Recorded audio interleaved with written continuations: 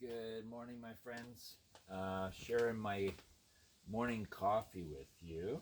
And I put out yesterday a little question thing saying, what coffee do you think I should drink? And a few people said black honey, which was one of my biggest curiosities, especially seeing I had the Costa Rica red honey was the first coffee bean green I ever bought while I was still at the other house. So I did try the black honey the other day, and it was absolutely amazing. Uh, I have tried the Kona, which was also mentioned, which I bought the last order, and it was one of Raven's favorite coffees. So it wasn't the favorite, but it was one of her favorite coffees. So I'm going to do that one just because I haven't had it this time around, and it would be good. It's always good to try a coffee after you've sort of played around with it once and then you get a new shipment, because you might just be a little bit better at roasting it this time around, because you've gotten familiar with it, which I'm hoping might even be the case. It was amazing last time. I don't know how much better it can get, but I'll read to you the little notes here. This coffee is truly exotic in nature and in price. If it were a car, it would be a Ferrari. If it was an outfit, it would be Chanel. Smooth as silk and very mellow in taste. No aftertaste. It rolls over your tongue like warm butter. As my little chipmunk comes over to check out what I'm doing. So, if you've never had Kona coffee, definitely try it. It's not it's expensive. The first time I bought it was for Raven, so I didn't spare any costs, and it was $75 green, which means it would be more expensive roasted for a pound. But this time around, and it's why I got this little kit, was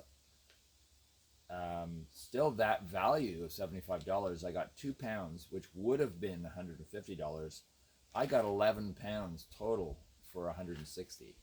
So I grabbed that chance, that opportunity, like you wouldn't believe. That is such a good deal from Gold Star, who is, somehow I found them because I was looking for the Kona coffee and I couldn't find it anywhere, and I just was looking Kona on Google, and I found it. So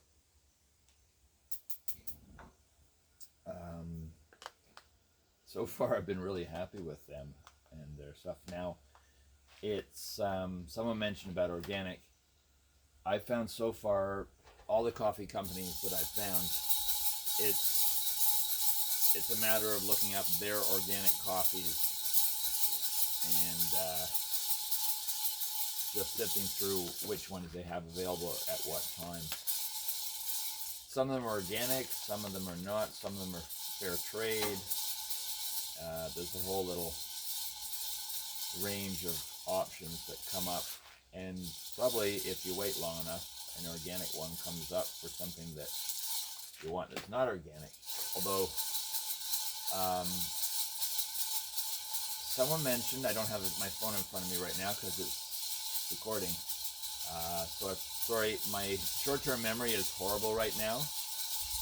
After Raven passing, and my mother told me, she said after her grandfather passed many years ago, she went to work and couldn't turn on her computer in her office, which she had turned on every day for the last 15 years or something. So it seems that it's pretty common that short-term memory goes for a little while. So I'm not worried about it, but that's my excuse for not remembering names at the moment. But this lady mentioned a wild Ethiopian coffee, and that was organic as well. So I've tried 2 Ethiopian coffees, Yirgacheffe and Sidamo, and I read about another one, so I know for sure about 2 that I've tried, but this wild Ethiopian coffee sounds very, very interesting.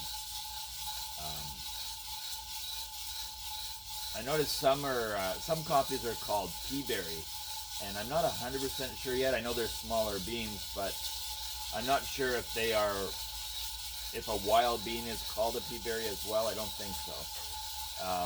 Because as far as I know, the pea berry ones are not Arabica. They are the other whatever coffee that Tim Hortons and everyone uses. Robusta. Some loud noise in the background.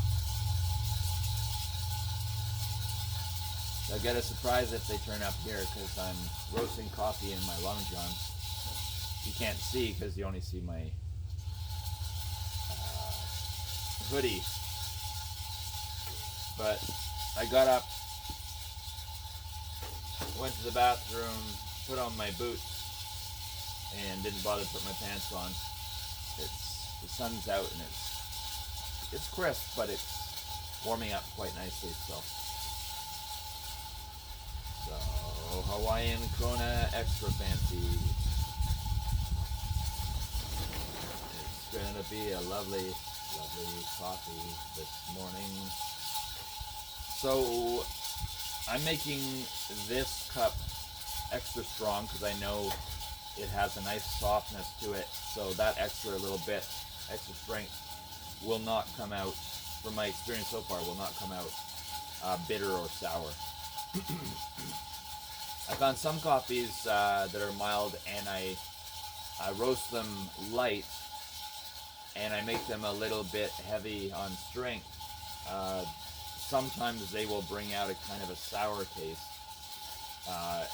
and hence I was mentioning the need to play around with a coffee for a while till you get used to it, roasting it this way and that, and how strong and how weak. Because when I first got the Costa Rica red honey, I don't know, 6 months ago or more, I made it in whatever pan I could find and stuff, but both Raven and I found it kind of sour. First I thought the milk that I put in was sour, but it was the coffee, and only later when I experimented with it a lot, because I had 5 pounds of it, because you definitely get your best deal that way, I found out, no, it was just the way I made it. So that was the beginning of my learning curve.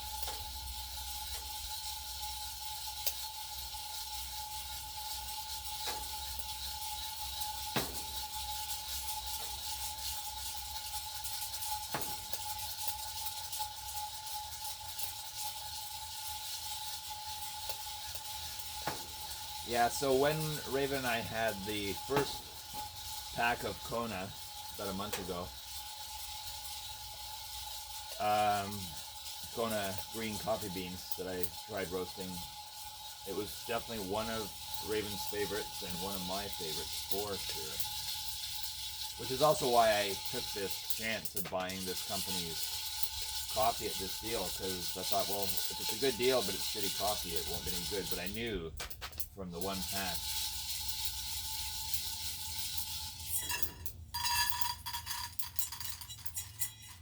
There we go.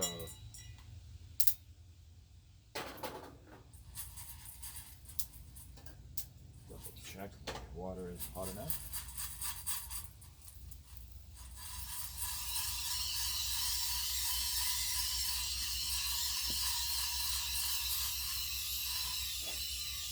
There we go, sort of a medium roast, not quite dark, which I don't want, especially with my Kona. I think dark roast would just ruin a Kona coffee.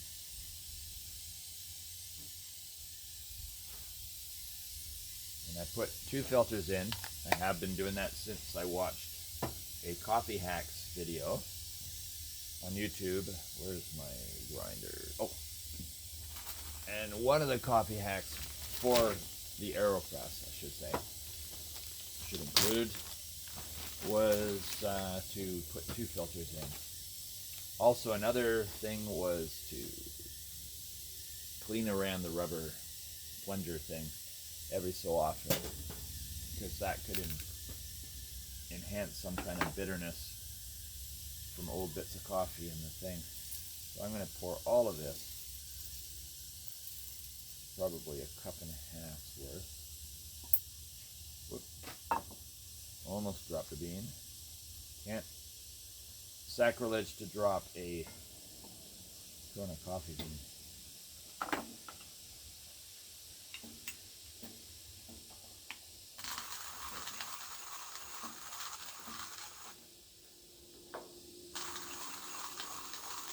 It's usually about 60 swirls.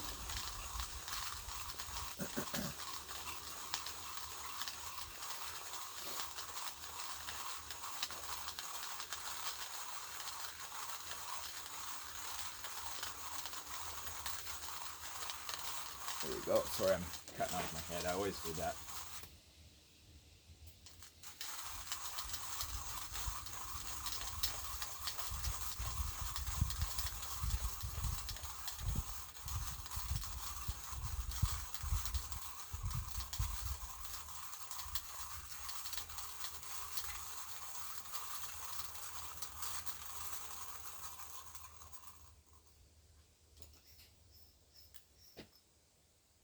Oh yeah, that's definitely, say, closer to 2 cups.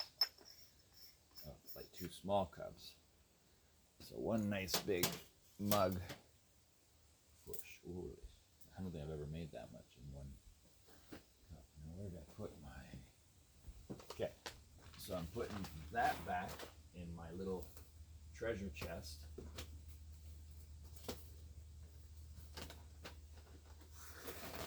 To hide away somewhere. And I'll just get my cup and my cream.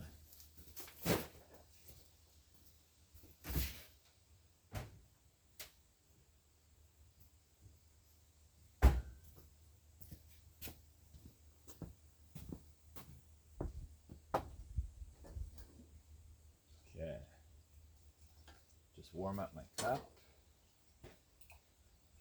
I always do this. Unless it's a metal cup, I find. Or maybe if someone's drinking it black.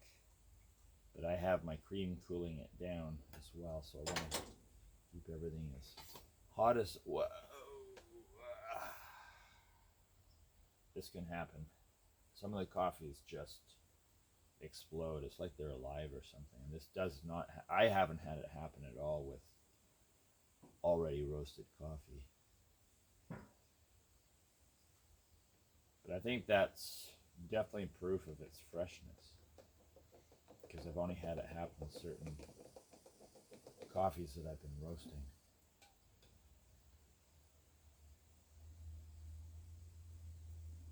There, I think that will do. Give it a good stir.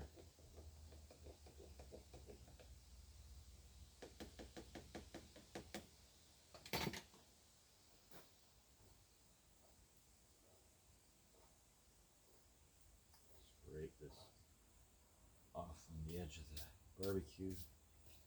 There.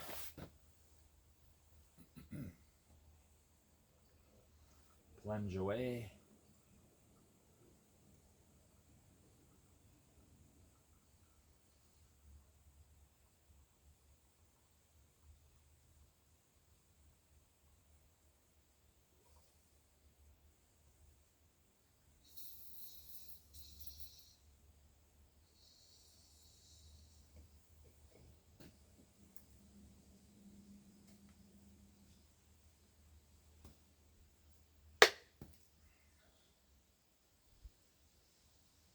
There.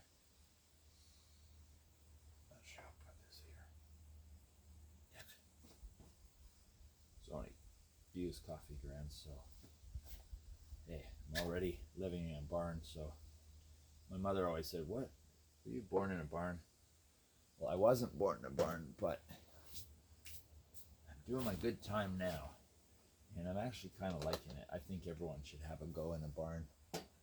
You'll realize it's actually pretty damn nice. There. Get all those grounds off here. Yeah, I called my business Nomad, because Nomad is Damon backwards. And for me, one of the symbolic aspects of it is that nothing is what it seems anymore. Everything is upside down, inside out, and round about. And so for me, Nomad is on one level a reminder of that. And then on another level, hold on, get my cream.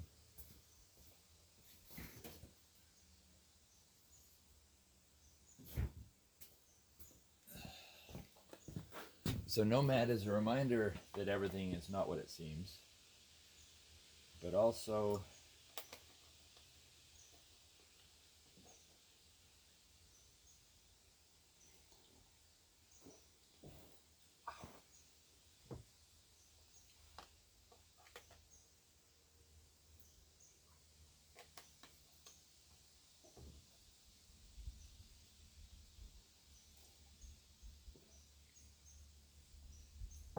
for me, I think the challenges with the coffee, and this has nothing to do, I don't know what other people do. This could be completely sacrilegious. I try to roast it as light as I can where it's absolutely perfect for me, for my taste buds. So this was kind of a medium dark to try. And next coffee with Kona, I would go a little closer to medium until I just find that perfect. You know, if I go too light for the coffee, then it's nice, but not quite doing it. And if I go too dark, for me, I find it just makes it all taste the same, like an espresso or something. So it's, for me, the challenge is to just get that perfect balance. And of course, that's going to be different for everyone, which is what's so luxurious about just making your own coffee, because you don't have to be concerned about what someone else wants. Wow. It's a smoothie. So what was I doing? I was cooking some veggies for the birds, for my chickens. So just putting some water in this old asparagus that got a little too wilted. There. While I enjoy my Kona coffee. And then maybe tomorrow I'll do the black honey. And all that time I'll be thinking about that wild Ethiopian coffee that now I want to try.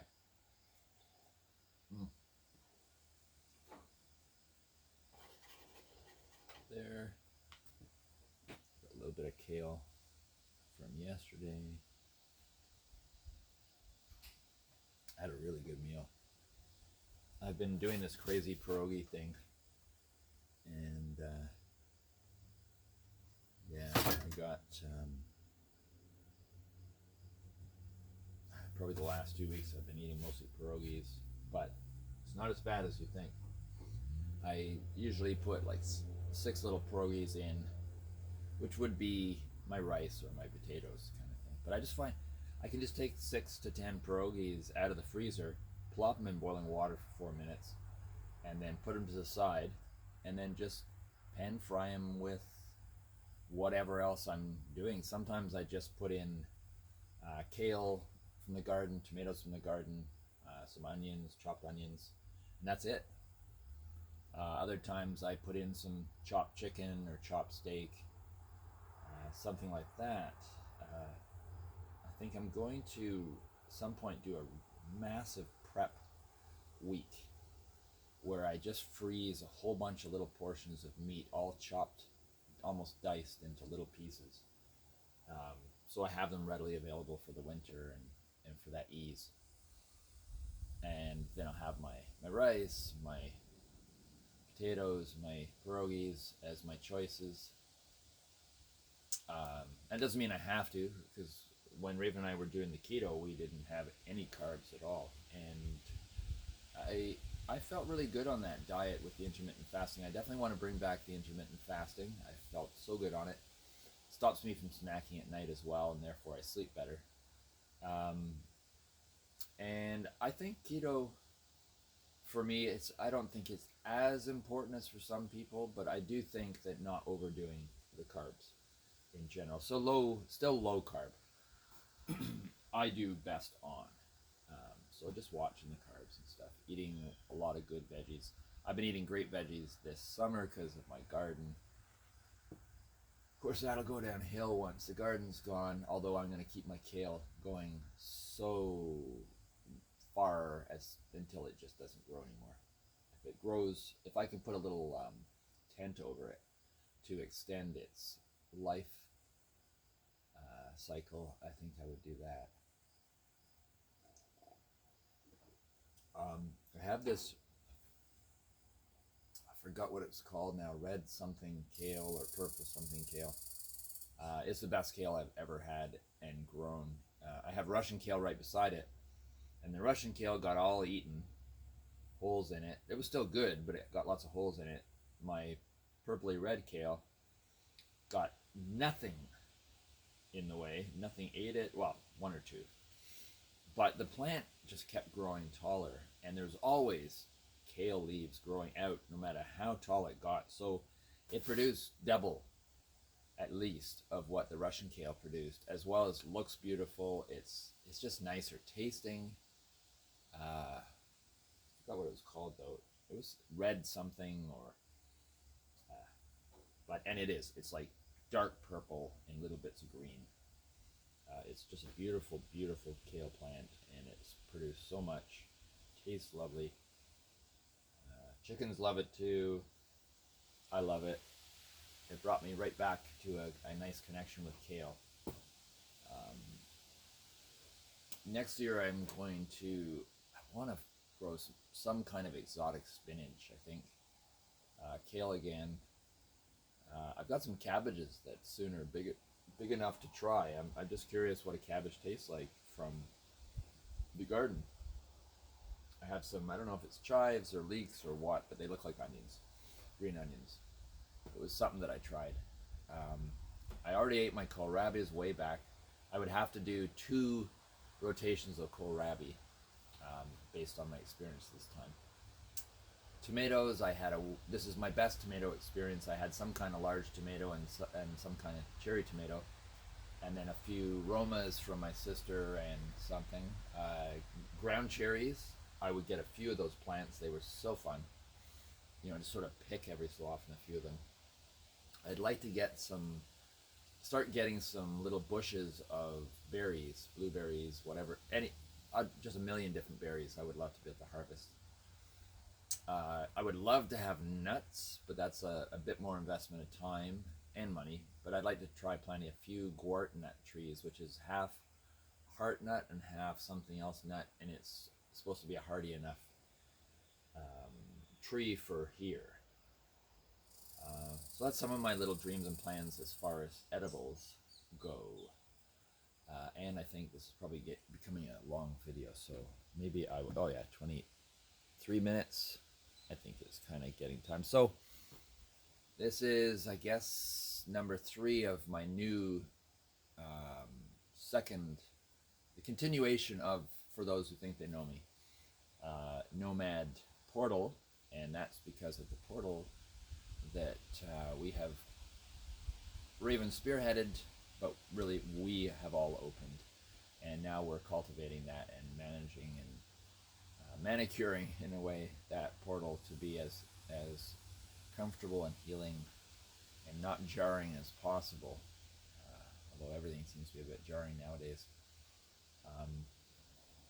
People are having a hard time.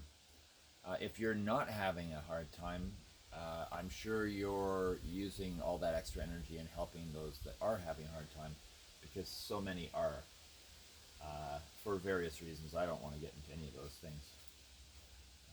I'm doing my best to be my truth, but at the same time avoid causing division that's not necessary. So it's been a real tightrope to walk. And I can't say I know what I'm doing. I'm trying not to create a big division in subject matter, but at the same time I have some pretty strong opinions that are not just from nowhere. but I'm most of the time biting my tongue because really, I'm not going to do much, and we'll all see what unfolds. But so far, what's unfolded has been much more leaning in the favor of what I've been saying in the past. So, and of course, more and more people are realizing, real eyes, realizing this. I'm trying to chop the asparagus in a few smaller pieces. But yeah, so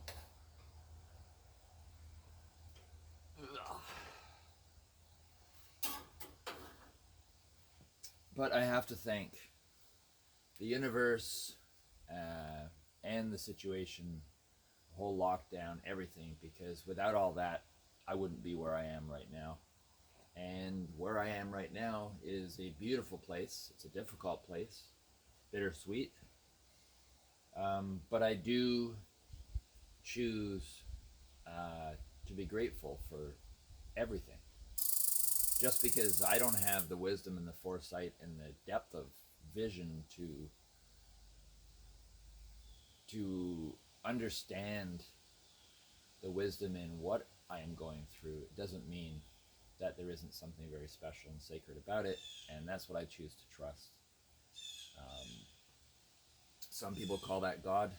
I don't have the need to label it, but I don't also have any problem with using the term God either. I don't have a problem with using any titles, really. I feel if it works for you, then use it until it doesn't. It's just like any tool. A name conjures up one thing or another. Maybe switching a name for a certain day works better than another day. It's hard to say, for each person. Okay, my asparagus is probably cooked enough for my chickens. I'm gonna go walk my dog soon.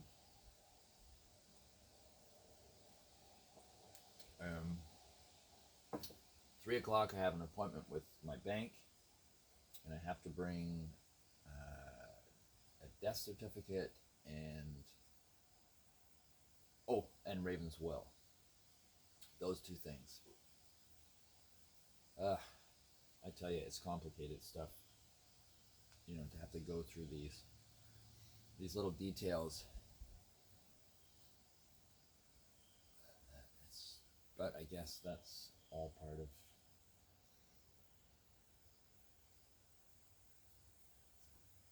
an end of something, anything. But it isn't an end to Raven. It's just an end to her records, I guess, or whatever. Okay, I think this is just about good. I'll leave it to cook a bit on its own. Maybe I'll throw a little bit of kale in. Okay, fall into the water.